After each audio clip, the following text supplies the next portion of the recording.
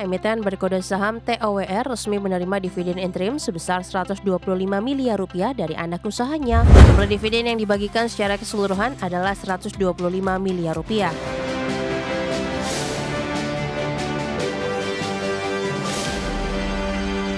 Selanjutnya pemirsa, emiten Menara Grup Jarum yakni PT Sarana Menara Nusantara Tbk atau emiten dengan kode saham TOWR baru saja mengantongi dividen interim Rp125 miliar dari anak usahanya yakni PT Profesional Telekomunikasi Indonesia atau Protelindo. Dividen ini diberikan untuk tahun buku 2025. PT Sarana Menara Nusantara Tbk, emiten berkode saham TOWR resmi menerima dividen interim sebesar Rp125 miliar dari anak usahanya, Protelindo. Keputusan ini berdasarkan direksi yang telah mendapatkan persetujuan Dewan Komisaris melalui rapat umum pemegang saham.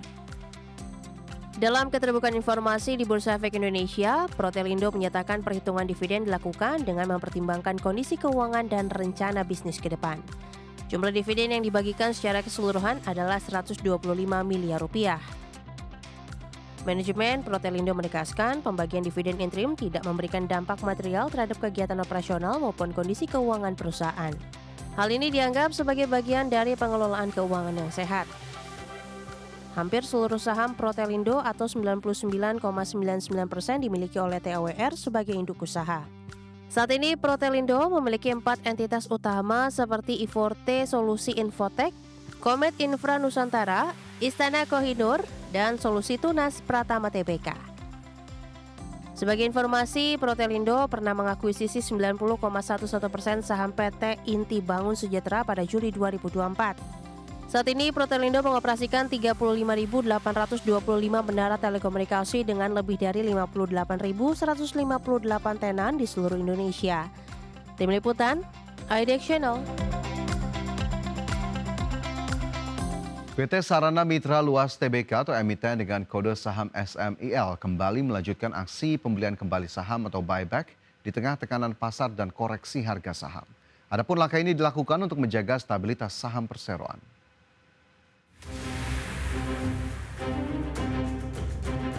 PT Sarana Mitra Luas Tbk, emiten berkode saham SMIL melakukan buyback saham pada 1 September 2025. Langkah ini dilakukan di saat pasar saham mengalami tekanan dan saham perseroan terkoreksi. Dalam perdagangan terbaru, saham SMIL sempat dibuka di level 476 dan terkoreksi hingga 458 per saham. Namun menjelang penutupan, saham berhasil menguat dan ditutup naik 0,41% ke level Rp486 per saham. Berdasarkan laporan Bursa Efek Indonesia, SMIL memberi kembali 21,4 juta saham atau setara 0,11% dari total saham beredar. Nilai transaksi buyback tersebut mencapai Rp9,97 miliar dengan harga rata-rata Rp466 per saham. Sebelum aksi ini, SMIL telah menguasai 20,6 juta saham atau 0,11%. Setelah buyback, kepemilikan langsung perseroan meningkat menjadi 42 juta saham atau 0,22%. Direktur Utama SMIL, Hadi Suhermin, mengungkapkan perusahaan menyiapkan dana hingga Rp20 miliar untuk program buyback. Saham SMIL tercatat naik 147,96% sejak awal tahun dan pernah menyentuh level tertinggi Rp550 per saham pada April 2025. Tim Liputan, IDX Channel. Masih bersama kami di IDX First Session Closing, pemirsa PT Telekomunikasi Indonesia Tbk dijadwalkan menggelar rapat umum pemegang saham luar biasa pada Rabu 3 September 2025. Rapat yang digelar secara daring ini akan membahas agenda perubahan pengurus perseroan. PT Telekomunikasi Indonesia Tbk, emiten berkode saham TLKM, dijadwalkan menggelar rapat umum pemegang saham luar biasa pada Rabu 3 September 2025. Rapat akan dimulai pada pukul 14.00 waktu Indonesia Barat dan diselenggarakan secara daring. Agenda utama rapat tersebut adalah membahas serta memutuskan perubahan pengurus perseroan.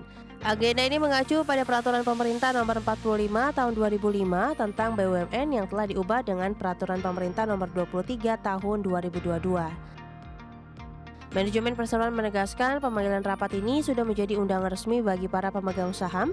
Direksi tidak akan mengirim undangan terpisah secara individu kepada pemegang saham. Pemegang saham yang berhak hadir dan memberikan suara adalah mereka yang namanya terdaftar dalam daftar pemegang saham pada 11 Agustus 2025.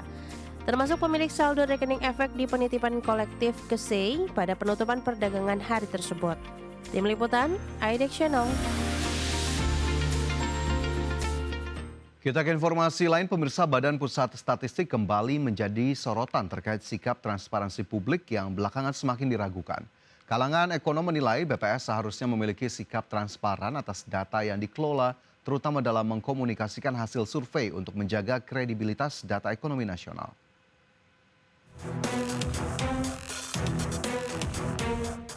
Badan Pusat Statistik kembali mendapat sorotan para ekonom atas kinerja penyampaian dan transparansi data-data ekonomi. Direktur Eksekutif Indef, Esther Sri Astuti menyebut, sejak rilis data pertumbuhan ekonomi triwulan kedua sebesar 5,12% pada awal bulan lalu, muncul keraguan atas klaim data BPS akibat tidak adanya keterbukaan komunikasi BPS sebagai lembaga publik.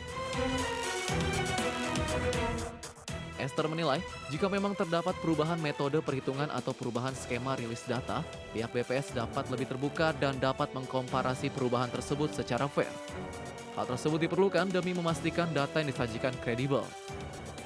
Gitu. Nah, saya dengar juga ini ada perubahan metode. Kalau menurut saya ya kalau transparansi dan komunikasi publik yang baik gitu ya. Kalau ada perubahan metode ya dikemukakan. Namun di sisi lain kalau ada perubahan metode kan harusnya apple to apple ya. Kalau tahun lalu menggunakan metode A, maka di sini tahun sekarang ya harus menggunakan metode B gitu. Jadi biar apple to apple. Sementara Direktur Eksekutif KOR Indonesia Muhammad Faisal menyatakan, transparansi data dari BPS akan membuat data ekonomi nasional lebih kredibel. Sebab data ekonomi yang secara resmi dikeluarkan oleh negara merupakan data yang seharusnya dipastikan valid dan terjaga karena akan dipakai sebagai rujukan kebijakan pemerintah maupun swasta.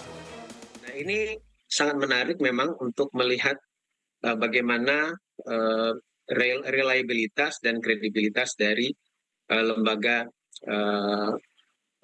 statistik seperti BPS ya, karena tentu saja objektivitas dan kredibilitas ini dari lembaga ini itu menjadi acuan bukan hanya oleh masyarakat tapi juga pelaku usaha, termasuk juga menjadi acuan bagi pemerintah untuk mengeluarkan kebijakan-kebijakan yang tepat tentu saja.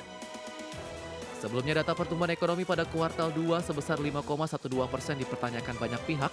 Data tersebut dianggap tidak sesuai dengan kondisi di lapangan.